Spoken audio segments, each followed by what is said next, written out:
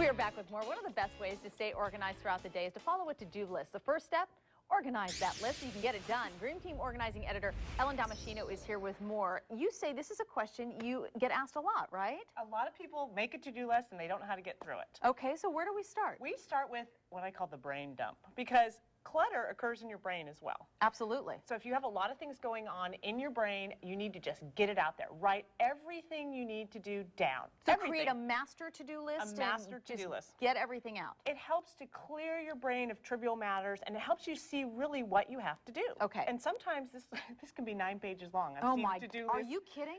Some people have 1 page, some people have 9. Okay. So what do you do when you have 9 pages? Well, you have to whittle it down. Yeah, exactly. So number 2 thing you want to do is prioritize and categorize. Okay. So a lot of things on our to-do list are have-tos and want-tos. You may have to pay the bills, make dental appointments, but really, you don't want to pay the bills? I don't, do you? No.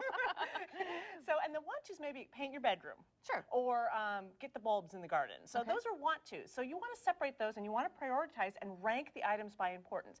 You do have to pay your bills, unfortunately. Exactly. That is a have-to, and that has to be done immediately versus maybe something like, oh, go through your tax files. So that's farther down the list. So then what do you do with it? I don't know. People say, I get stymied right here. So what do you think happens next? I don't know. Probably have to figure out when you're going to do it. That's right. Okay. Things happen. If you don't schedule time to do it, it will never happen.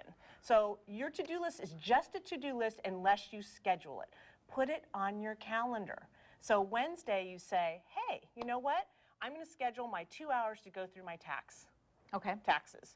So that happens. Now, I have to ask you, in the have-to list, does this include having to take the kids to their sporting events, having to take the kids to school? So you really have to get all of these things within that organized day.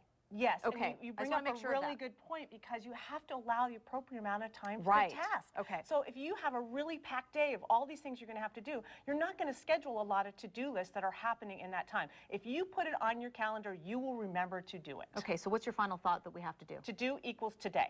Makes sense. Only put on there that you can schedule during that day. And again, you just mix up large tasks and small tasks. So maybe there's something that'll take you 20 minutes and you're going to mix that up with a few quick phone calls or an email or a trip to the post office. Sure. Don't do too much in one day. That's the major mistake people make. There's always tomorrow. You can make a new list for the next day. And you have your master list to go from. Fantastic. Ellen, good stuff. I never knew you had to organize your organizing list. It helps. You are super organized. It actually is that. It's pretty easy to do. If you have an organizing question for Ellen, go to kptv.com, click on more, look for the Dream Team and Ellen's picture.